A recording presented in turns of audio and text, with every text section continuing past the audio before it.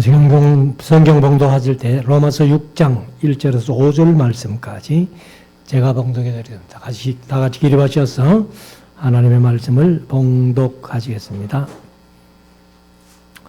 그런즉 우리가 무슨 말하리요? 은혜를 더하려고 죄에 거하겠느뇨? 그럴 수 없느니라. 죄에 대하여 죽은 우리가 어찌 그 가운데 더 살리요?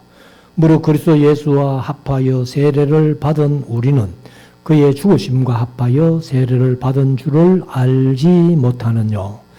그러므로 우리가 그의 죽으심과 합하여 세례를 받음으로 그와 함께 장사되었나니 이는 아버지의 영광으로 말미암아 그리스도를 죽은 자 가운데서 살리심과 같이 우리로 또한 새 생명 가운데서 행하게 하려 함이니라. 만일 우리가 그의 죽으심을 본받아 연합한 자가 되었으면 또한 그의 부활을 본받아 연합한 자가 되리라. 아멘. 착석하시고 우리 말씀을 묵상하는 시간인데요. 이 시간에는 로마서 6장 말씀을 1절부터 23절까지 있는 6장인데 함께 말씀을 나누면서 우리가 이제 하나님의 은혜와 진리가 충만한 그런 시간 될 수 있기를 원합니다. 5장에서 우리가 연약할 때에 또 우리가 죄인 되었을 때에 우리가 원수 되었을 때에 이렇게 말씀을 하시면서 그리스도가 죽으심으로 말미암아 사실 뭐 죽으신 게 아니고 죽임 당하신 거죠. 우리가 이제 의롭다함을 얻고 하나님과 화목하게 되었다. 그래서 이제 5장 끝부분에 죄가 사망 안에서 왕노릇한 것 같이 은혜도 또한 의로 말미암아 왕노릇하여 우리 주 예수 그리스도로 말미암아 영생에 이르게 하려 함이라. 그래서 죄가 많은 곳에 은혜가 더 많다 하는 것을 말씀을 했는데 그에 대해서 이제 6장 1절부터 보면은 좀 추가적으로 이제 말씀을 하고 있는데 6장 1절부터 한번 보십시다. 그런즉 우리가 무슨 말하리요? 은혜를 더하게 하려고 죄에 거하겠느뇨? 그러니까 은혜가 더한 곳에 죄가 더한 곳에 은혜가 많다라고 했으니까 그러면 우리가 죄 안에 거하면 은혜가 더 풍성하겠네. 이런 이제 오해를 살까봐 이제 바울이 이제 거기에 대해서 다시 한번 설명을 하고 있습니다. 그래서 이 바울이 이제 죄가 더한 곳에 은혜가 더 많다 하는 것을 오해할까봐 이제 단속하는 말을 6장 1절부터 하는데 그런즉 우리가 무슨 말하리요? 은혜를 더하게 하려고 죄에 거하겠느뇨? 그래서 우리가 이제 오전에도 잠깐 언급을 했습니다만은 누가복음 7장에 보면은 이제 예수님께서 그런 비유로 말씀하시죠. 어떤 사람에게 빚진 자가 두 사람 있는데 한 사람은 500데나리온, 한 사람은 50데나리온. 그래 빚을 졌다는 겁니다. 그런데 두 사람 다 갚을 것이 없어서 주인이 그걸 탕감해 줬대요. 그러면은 누가 주인을 더 사랑하겠느냐 이렇게 물어지죠. 그러니까 많이 탕감을 받은 자가 더 사랑하겠지요 하면서 그렇게 대답을 했는데 아무튼 우리가 이제 죄가 많은 곳에 은혜가 많다 하다고 우리가 계속 죄를 지으면서 은혜를 더 풍성하게 받겠다 이런 생각은 잘못된 생각이라는 겁니다. 그래서 이미 우리가 뭐 지나간 것은 뭐 할 수 없지만은 그러나 앞으로는 이제 5장, 3장부터 시작해서 계속 믿음으로 의롭다함을 받는다고 말씀을 하시고, 그리고 이제 믿음으로 의롭다함을 받았기 때문에 5장에서 오전에 말씀드린 대로 하나님과 화목해라, 화평해라. 그래서 오전에 화평을 누리자 하는 그런 말씀을 우리가 들었습니다. 그래서 예수님이 이제 사실은 제가 이제 늘 그런 말씀 자주 드립니다만은 명절을 지키러 이제 구약에서는 1년에 3차례씩 명절 지키러 예루살렘 올라가잖아요. 그럼 이제 유월절과 맥주절과 초막절을 지키러 가는데 사실 이제 세절기를 지키러 가면은 올라가서 예루살렘에서 7절기를 다 지키는 거예요. 근데 그 절기를 지킬 때에 예수님께서 이제 절기 지키러 가셔가지고 지키시다가 낮에는 예루살렘 안에서 절기를 지키시고 저녁 되면은 그것도 이제 세계에서 많은 유대인들이 절기 지키려고 예루살렘에 몰려들기 때문에 예수님 같이 가난한 분은 그 예루살렘 안에서는 잘 데가 없는 거예요. 그래서 이제 살짝 빠져나와 가지고 한 5, 6길 걸어서 가시면은 베단이라는 동네가 있습니다. 베단이 동네가 있는데 거기는 이제 격리되어 사는 사람들의 마을이에요. 그러면 예수님이 가셔가지고 이제 그 베다니에 대표적인 두 사람이 살고 있잖아요. 한 사람은 바리새인 문둥이 시몬, 뭐 베드로도 시몬이니까 그냥 시몬아 하니까 이 또 베드로 보고 얘기했나 이렇게 하면은 곤란하죠. 그 이제 베다니에 있는 문둥이 시몬. 그러니까 바리새인이니까 얼마나 그래도 나름대로 경건하게 살려고 애를 썼던 사람. 근데 나사로 가정에 가니까 부모도 없고 나사로와 마르다와 마리아. 근데 마리아는 뭐 정확한 표현은 없습니다만은 우리가 대체로 성경학자들이 아마 장녀였을 것이다 이렇게 본다면은 그러면 예수님이 베다니에 딱 가셔가지고 하룻밤 주무시려면은 어디로 가요? 우리가 생각할 때는 어디로 가실 것 같아요? 당연히 바리새인 시몬의 집에 가실 것이다. 그런데 예수님은 한 번 딱 바리새인 시몬 집에 갔고 그 외에는 거의가 다 장녀가 사는 나사로 집에 가셨다는 거예요. 그래서 이제 나중에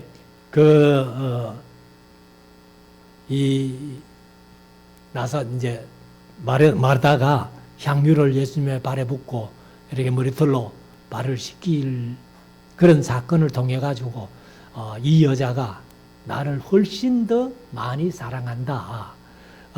많은 죄를 사함받았기 때문에 하고 그런 말씀을 하시는 겁니다. 그래서 우리가 이제 이런 말씀들을 보면서 여기 바울이 얘기한 너희가 은혜가 더하려고 죄에 거하겠느냐? 그럴 수 없다는 거예요. 우리가 이미 믿음으로 의롭다함을 받아가지고 하나님의 자녀가 되었다면은 죄를 안 지으려고. 그래서 우리가 사실 육신이 연약하고 마음이 약해서 허물된 일을 하고 죄를 짓는다는 거예요. 그런데 그게 이제 약해서 짓는 거는 그렇다 손 치더라도 그것조차도 안 하려고 애를 쓰는 그게 믿음의 사람들이지 사실 뭐 자기 생각대로 자기 하고 싶은 대로 솔로몬이 고백한 대로면 내 눈이 원하고 마음이 원하는 거 내가 다 해봤다 그냥 그렇게 살면은 안 된다는 겁니다. 그래서 바울이 이제 그 죄가 당한 곳에 은혜가 많다는 말씀을 혹시 오해할까봐 이 말씀을 다시 하는 겁니다. 그래서 2절 그럴 수 없느니라. 은혜 안에 거하려고 죄를 더하게 하느냐? 그럴 수 없느니라. 죄에 대하여 죽은 우리가 어찌 그 가운데 더 살리요. 그러니까 죄 때문에 우리가 이미 죽었던 사람 아니에요. 첫째 아담을 통해 가지고는 범죄함으로 말미암아 모든 사람에게 죄가 들어왔고 죄의 삭은 사망이라고 그렇게 말씀을 했는데 바로 그 첫째 아담이 둘째 오실 자의 표상이다, 모델이다 이렇게 말씀을 하셨는데 오실 자는 예수님이고 예수님은 이제 모든 사람이 죄를 범했고 죄의 삭은 사망인데 예수님이 십자가에서 피 흘려 주심으로 말미암아 이제는 모든 사람이 아니고 많은 사람이 죄에서 해방되어 가지고 의롭다함을 받고 그 다음에 이제 의롭다함을 받은 사람들이 하나님과 화목하게 화평하게 지내면서 그 화평을 누리며 살아야 된다. 그렇게 말씀하죠. 그래서 여기 2절에 그럴 수 없느니라 죄에 대하여 죽은 우리가 어찌 그 가운데 더 살리요. 더 이상 죄에 살면 안 된다는 겁니다. 그래서 일순간도 그 죄에 거하는 것은 미룰 수 없다. 그래서 3절에 무릇 그리스도 예수와 합하여 세례를 받은 우리가 사실 신앙생활 하면서 이제 세례를 다 받잖아요. 근데 우리 교회 안에 이제 세례 받는 것은 이제 예수 믿고 한 6개월 신앙생활 하면은 학습 받고 근데 성경에 학습 제도는 없어요. 학습 제도는 없고 이제 세례도 6개월 이제 학습 받고 6개월 더 신앙생활 하고 그다음에 이제 당회 앞에서 문답하고 근데 요즘 저도 그렇습니다만은 문답을 어렵게 안 합니다. 근데 제가 어릴 때 세례 받을 때는요. 문답이 꽤 까다로웠어요. 목사님 앉아있고 장로님들 그 옆에 다 앉아있으면서 질문 안 하는 분이 한 분도 없어요. 목사님부터 시작해가지고 장로님들이면 다 질문하고 그것도 대답 옳게 못하면은요 떨어지는 게 있어요. 세례 못 받아요. 근데 사실 그런 지식 가지고 세례 받는 건 아니에요. 그래서 신앙 고백만 확실하면은 세례를 줄 수 있다. 근데 이제 교회 안에서는 예수 믿고 6개월 동안 신앙생활하고 학습받고 6개월 동안 신앙생활하면서 그 다음에 세례받고 하는데 제가 보험병원에 사역할 때에 이제 이 환자들에게 전도를 하거든요. 전도를 하고 또 어떤 분들은 이제 자녀들은 예수 믿고 그 어른은 예수 안 믿는데 자녀들이 어떻게든지 부모들 구원시키기 위해 가지고 막 이제 말씀을 얘기하고 이러고 그 다음에 이제 그 자녀들이 이제 무슨 고백을 하도록 예수님이 구주인 줄 믿지요 하면서 막 자꾸 그렇게 이제 해가지고는 그래 이제 고백을 믿는다고 고백을 하면은 그러면 이제 자녀들이 그 이제 원목한테 그때는 제가 이제 아버지가 계시고 우리 아버지가 또 보험병원에 계셨기 때문에 계시고 이제 제가 또 사역을 하면서 그래 세례를 좀 베풀었으면 좋겠다 이제 이런 요구가 와요. 그러면 교회처럼 당신 아버지 학습도 안 받았는데 세례 받을 수 있나 이럴 수 없잖아요. 그러니까 이제 가서 그냥 세례를 합니다. 하고 그래서 저는 지금 없는데 집에 아버지가 어디에 놔놨는지는 모르겠어요. 그래서 제가 못 찾았는데 성찬기가 6개 들었는 이런 세트가 작은 게 하나 있어요. 그래가지고 지금 우리 교회에서는 이제 여럿이 하니까 성찬기가 좀 큰데 그거는 이제 작은 6개인가 잔이 6개 들었는 그런 성찬기가 있더라고. 그걸 이제 거기 가가지고 병원에서 이제 병실에 가가지고 그 세례 베풀고 그 다음에 성찬식 그 자리에서 하고 뭐 이렇게 했는데 아무튼 우리가 이제 예수 그리스도와 합하여 세례를 받은 우리는 저와 여러분들이 다 세례 받았잖아요. 근데 받은 우리는 그의 죽으심, 예수님의 죽으심과 합하여 세례 받은 줄을 알지 못하느냐. 그러면 예수님의 죽으심과 합했다는 것이 뭐냐 하면은 우리도 세례를 통해 가지고 다 죽었다는 얘기예요. 그래서 다 죽은 줄을 알지 못하느냐. 근데 우리가 사실 세례 받으면서 내가 죽었다는 어떤 그런 개념이 잘 안 쓰잖아요. 그래서 제가 강의하면서 가끔 그런 말씀 드렸습니다만은 사실은 이제 침례교 계통은 여하튼 몸을 완전히 물에 잠깁니다. 잠그는데 우리 이제 이쪽 다른 개신교는 이제 촉수세례를 해가지고 이렇게 물을 찍어가지고 머리에 이제 뿌리면서 그렇게 하는데 사실 이제 세례는요 침례교 세례 침례가 뭐 촉수세례보다는 조금 낫겠죠. 물에 완전히 들어가니까. 근데 그것도 뭐 그냥 쑥 들어갔다가 바로 올라와 버리니까 뭐 자기가 죽었다 어떤 그런 개념이 없는 거예요. 그래서 제가 공부하면서 가끔 그런 말씀 들었습니다만은 진짜 세례를 한번 그렇게 해보고 싶은 생각이 있어요. 저도.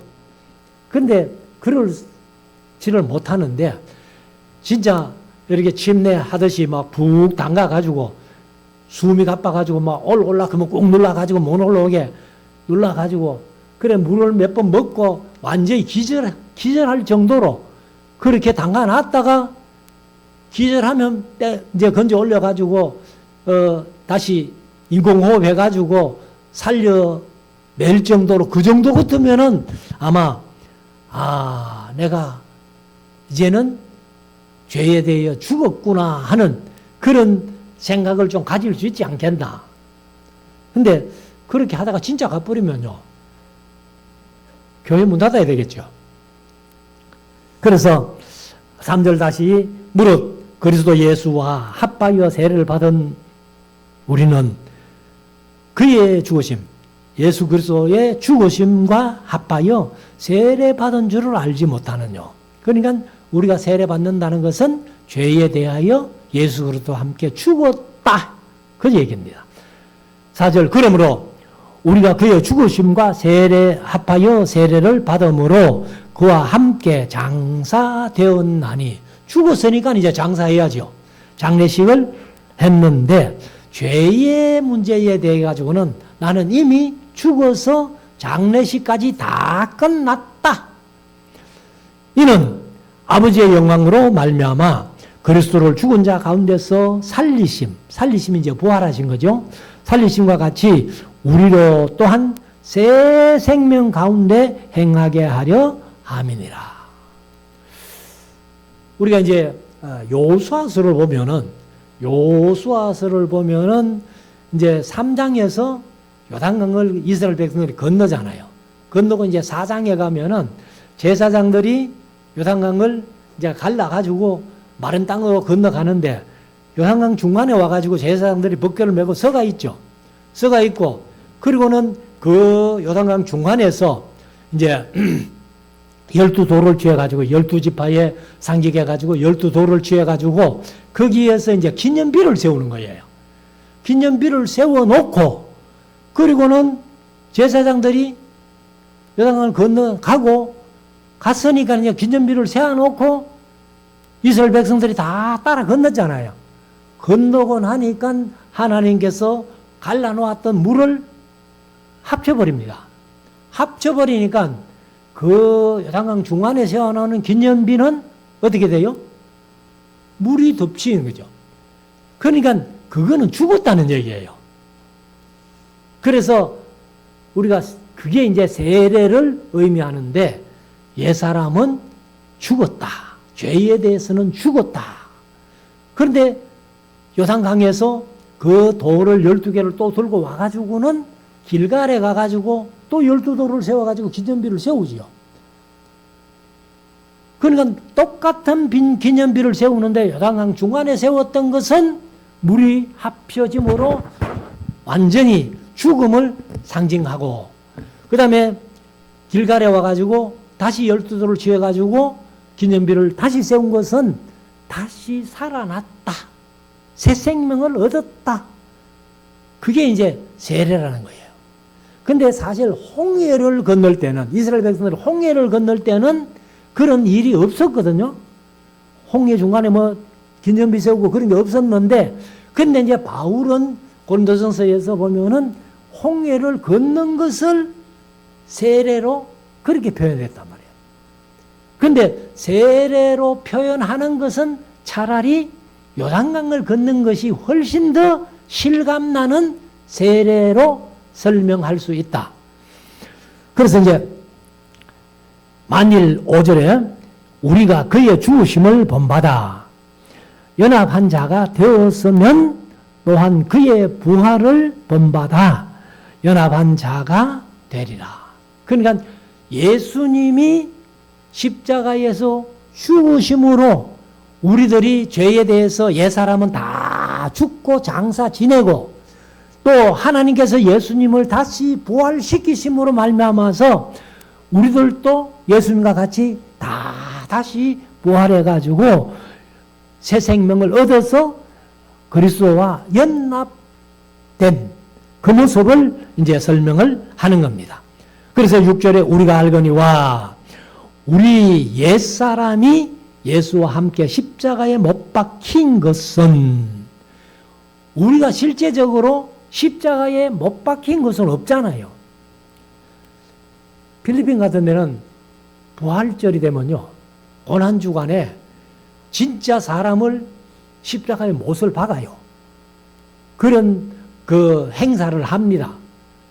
하는데 그 뭐 예수님처럼 뭐 그렇게 못 박는 건 아니지만은 아무튼 저 못을 박아요.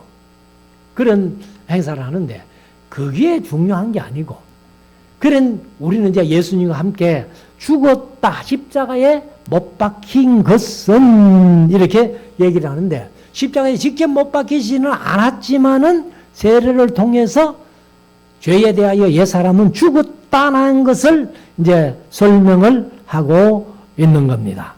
그래서 우리가 이제 이 예수님이 우리를 대신해서 죽었으면, 예수님이 대신해서 죽었으면 우리도 죽었다는 거예요. 예수님이 대신 죽어주셨으니까.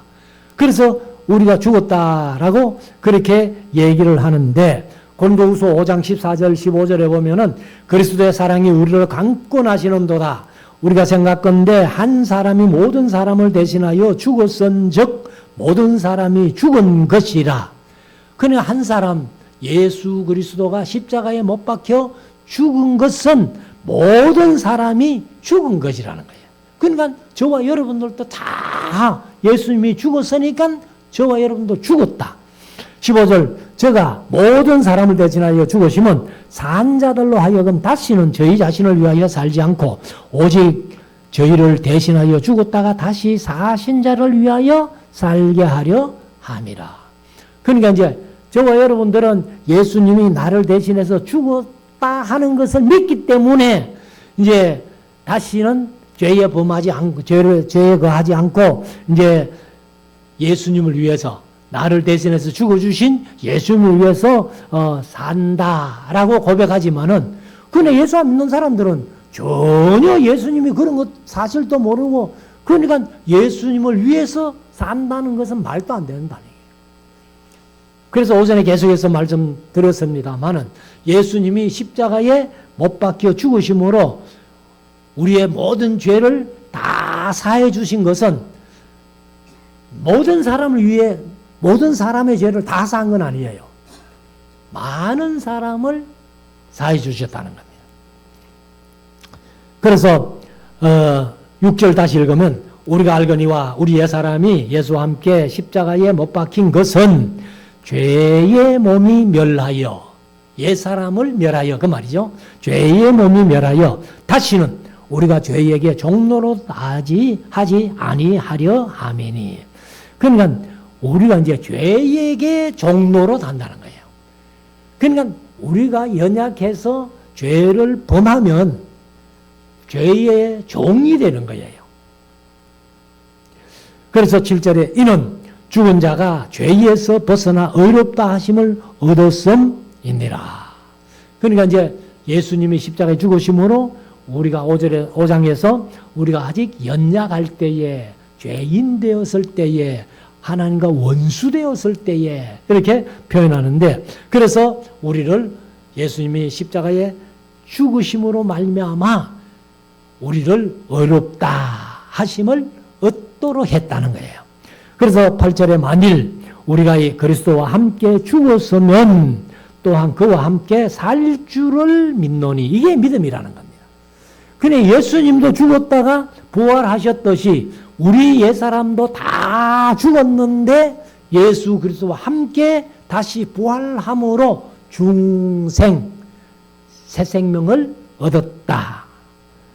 그래서 예수님과 함께 죽은 사람만 예수님과 함께 살 줄을 믿노니, 이는 9절 그리스도께서 죽은 자 가운데서 사셨음에 다시 죽지 아니하시고 사망이 다시 그를 주장하지 못할 줄을 알미로라.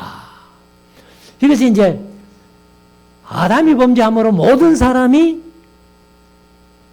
죄인 되었잖아요. 그래서 죄의 삭은 사망인데 마귀가 이 사망을 이제 이렇게 모든 사람들이 죽도록 만드는 거예요. 그래서 아마 예수님께서 십자가에 못 박혀 숨이 끊어지는 순간에 마귀가 쾌거를 불렀을 거예요. 야, 내가 이겼다 이제.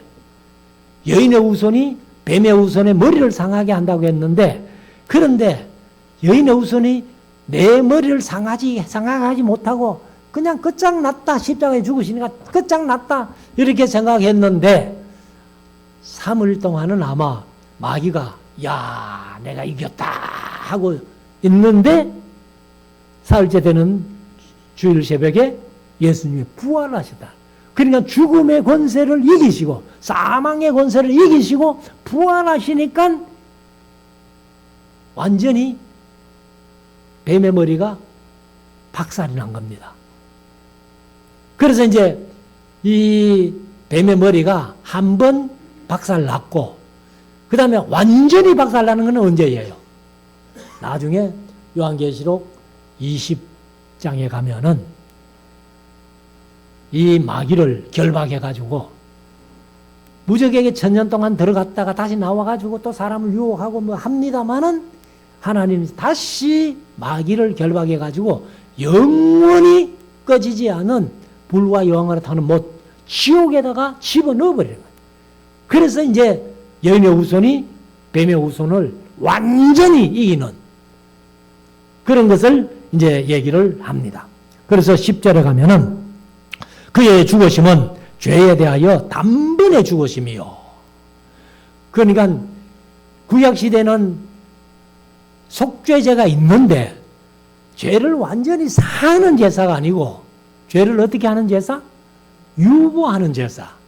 1년씩 7월 15일 날 대제사장이 지성소에 들어가 가지고 자신의 죄와 모든 백성의 죄를 이제 그 사하는 속죄제를 드리지만은 그러나 죄가 완전히 사해진 게 아니고 유보하는 거예요. 그러니까 내년 되면 또 7월 15일 날 대제사장이 또 들어가야 되고 또 1년 후에 또 들어가야 되고 언제까지?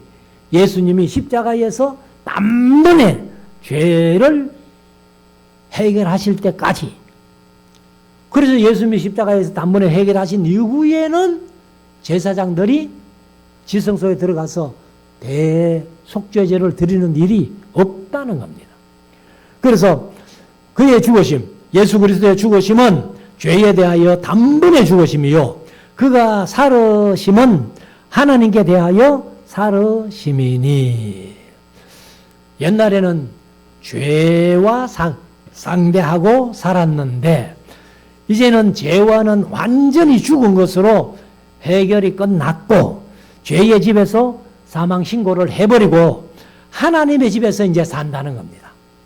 하나님과 함께 산다는 거예요. 예수 그리스도와 함께, 하나님과 함께.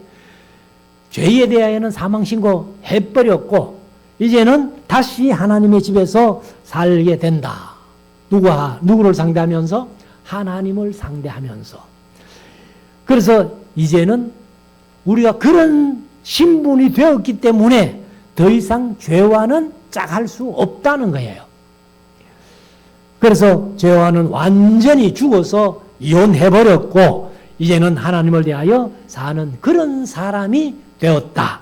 11절 이와 같이 너희도 너희 자신을 죄에 대하여는 죽은 자요.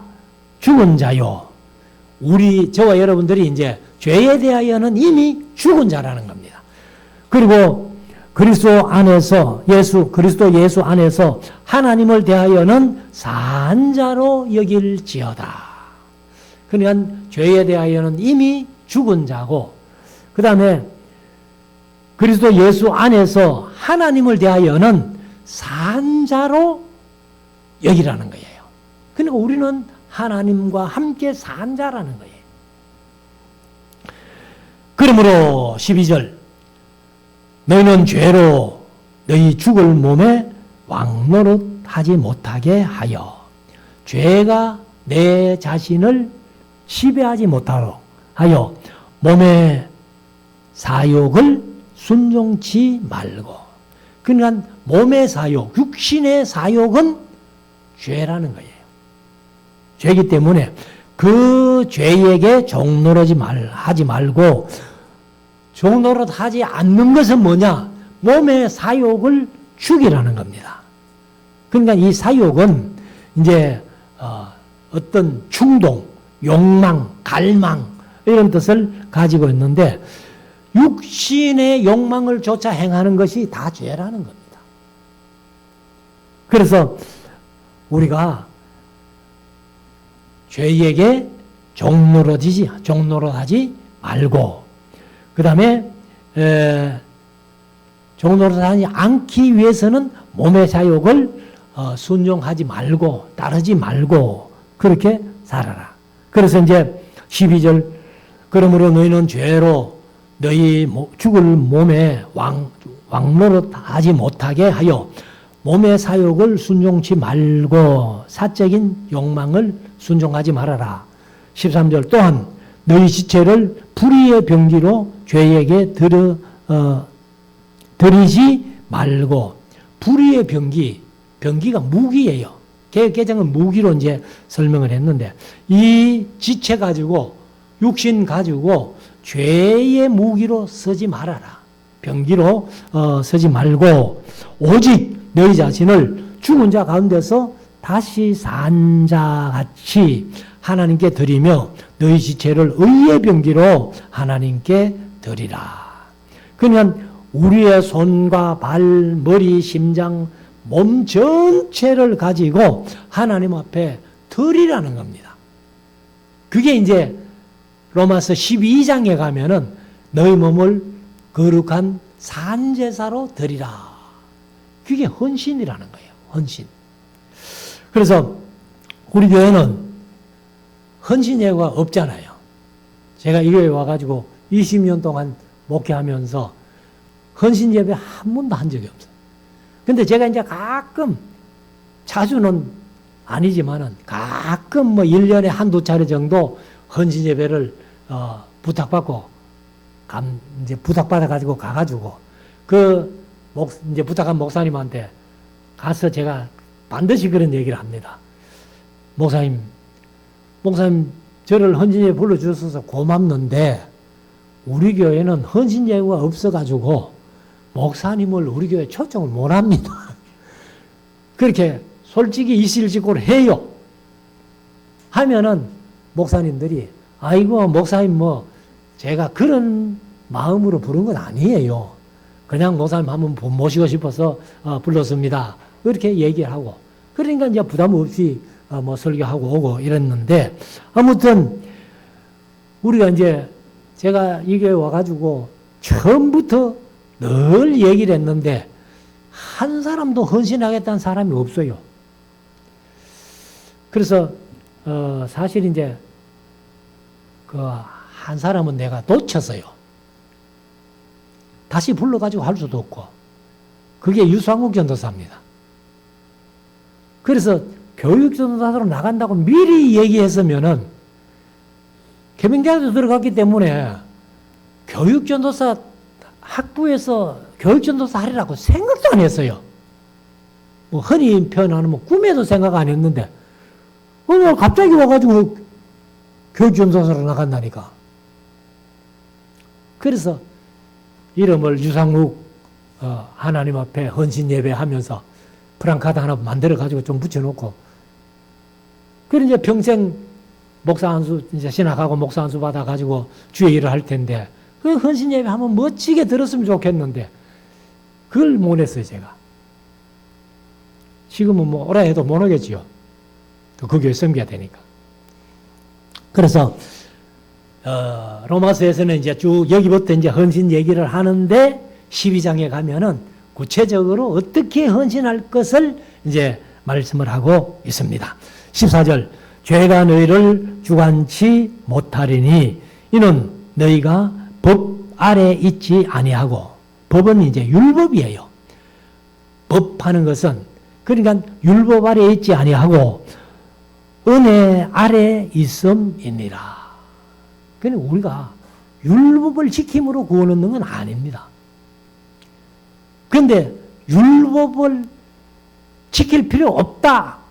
율법 폐기론자도 이단이고 율법주의도 이단이에요. 그래서 제가 늘 강조해서 말씀드렸습니다만은 예수님께서 마태복음 5장에 보면은 내가 율법이나 선지자를 폐하러 온 줄로 생각하지 마라. 폐하러 온 것이 아니라 완전케 하러 왔다. 그러니까 예수님께서 완전케 해놓은 율법을 지켜야 되는데 그 완전케 해놓은 율법이 신약이라는 거예요. 그래서 이제 우리가 신약대로 사는 거예요. 15절, 그런즉 어찌하리요? 우리가 법 아래 있지 아니하고, 법은 율법입니다. 율법 아래 있지 아니하고 은혜 아래 있으니 죄를 지으리요? 그럴 수 없느니라. 너희 자신을 종으로 드려. 무슨 종으로? 의의 종으로. 죄의 종으로 드리는 게 아니라 의의 종으로 드려. 누구에게 순종하든지 그 순종함을 받은 자의 종이 되는 줄을 너희가 알지 못하느냐. 그러니까 이제 누구에게 순종하든지 하는데 우리가 누구에게 순종해요? 예수님께 순종하는 거죠. 하나님께 순종하는 거죠. 그래서 이제 순종함을 받은 자의 종이 되는 줄을 너희가 알지 못하느냐. 그럼 우리가 하나님께 순종하기 때문에 하나님의 종이고 예수님께 순종하기 때문에 예수님의 종이라는 거예요. 그래서 그 순종함을 받은 자의 종이 되는 줄을 너희가 알지 못하느냐. 혹은 죄의 종으로 사망에 이르고, 죄의 종으로 살면 사망에 이르지만은 순종의 종으로 의에 이르느니라. 그래서 죄의 종이 되면 사망, 멸망, 영원한 지옥, 둘째 사망. 그렇지만은 순종의 종, 순종의 종으로 의에 이른다. 의에 이른 자는 영원한 천국이 보장되는 거예요. 17절, 하나님께 감사하리로다. 왜요? 우리가 죄의 종이 되지 아니하고 의의 종이 되어 하나님께 순종하고 예수님께 순종하는 사람이 됐으니까, 그래서 하나님께 감사하리로다. 너희가 본래 죄의 종이더니, 그는 아담 때문에 우리가 다 죄의 종이 되었는데, 그런데 너희에게 전하여 준 바 교훈의 본을 마음으로 순종하여. 교훈의 본이 뭐예요? 교훈은 성경 말씀이고 66권의 성경 말씀이고 그 성경 말씀에 순종함으로 순종의 종이 되었다는 거예요. 그래서 18절, 죄에게 해방되어 의에게 종이 되었느니라. 우리는 이제 더 이상 죄의 종은 아니에요. 그래서 우리는 다 의의 종이 되었는데 19절 너희 육신이 연약함으로 바울이 또 얘기해 놓잖아요. 우리가 죄의 종이 끝났고 이제 우리는 하나님을 예수님을 순종하는 의의 종이 됐는데 우리가 육신이 연약함으로 의의 종이 됐다고 죄 하나도 안 짓고 살 수는 없다는 겁니다. 그래서 내가 사람의 예대로 말하노니 전에 너희가 너희 지체를 부정과 불법에 두려 불법에 이런 것 같이 이제는 너희 지체를 의에게 종로로 들여 거룩함에 이르라. 연약하고 부족해서 혹 범죄할 수도 있지만은 그것을 될 수 있으면 이기고 순종의 종으로 거룩함에 이르라. 거룩하는 것은 이제 구약에서 하나님께서 내가 거룩하니 너희도 거룩하라. 이런 말씀을 이제 레위기 11장에서 말씀을 하는데 아무튼 거룩한다는 것이 뭐 거룩하니까 뭐 어떻게 사는 게 거룩이냐 하지만은 세상 사람들과 구별되는 게 거룩입니다. 구별되는 게. 그래서 우리가 세상 사람들하고 똑같이는 살 수 없는 거예요. 그래서 구약 성경에는 한 번 레위기 11장 45절에 내가 거룩하니 너희도 거룩하라. 신약에도 한 번 베드로전서 1장 16절에 내가 거룩하니 너희도 거룩할지어다. 두 번 딱 이렇게 말씀하고요. 구약에 한 번, 신약에 한 번. 자, 20절. 너희가 죄의 종이 되었을 때에는 의에 대하여 자유하였느니라. 그러니까 죄의 종으로 살 때는 뭐 의 신경 쓸 것도 없죠. 그냥 지 생각대로 뭐 죄 지으면서 살아도 아무런 뭐 거치는 게 없고 그러게 이제 자유했었는데 21절 너희가 그때에 무슨 열매를 맺었느냐. 죄의 종으로 살 때는요 열매가 하나도 없다는 거예요.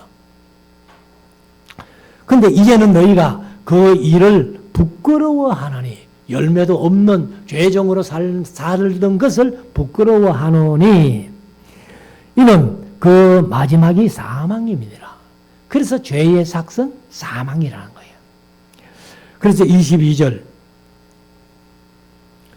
그러나 이제는 너희가 죄에게서 해방되고 이제 죄에서 어떻게 해방됐어요?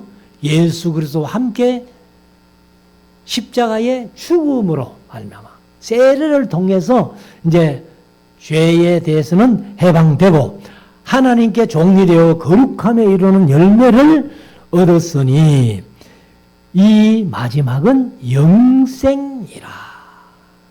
이게 이제 영원한 천국에서 하나님과 영원히 사는. 그래서 우리 신앙 고백 가운데 사도신경으로 신앙 고백하는 가운데 마지막 고백이 영원히 사는 것을 믿사옵나이다. 그게 영생을 믿는다는 겁니다. 그래서 이제 결론적으로 얘기를 합니다. 23절 죄의 삭은 사망이요. 죄의 삭은 사망이기 때문에 이제는 더 이상 죄의 종노릇 하지 말아라. 하나님의 은사는 그리스도 예수 우리 주 안에 있는 영생이니라. 그럼 죄의 삭은 사망이지만은 하나님의 은혜, 이제 은사라고 그렇게 표현했습니다만은 사실은 이제 은혜 혹은 은혜의 선물, 또 뭐 은사라는 뜻도 있는데 은사보다는 은혜가 더 맞는 거죠.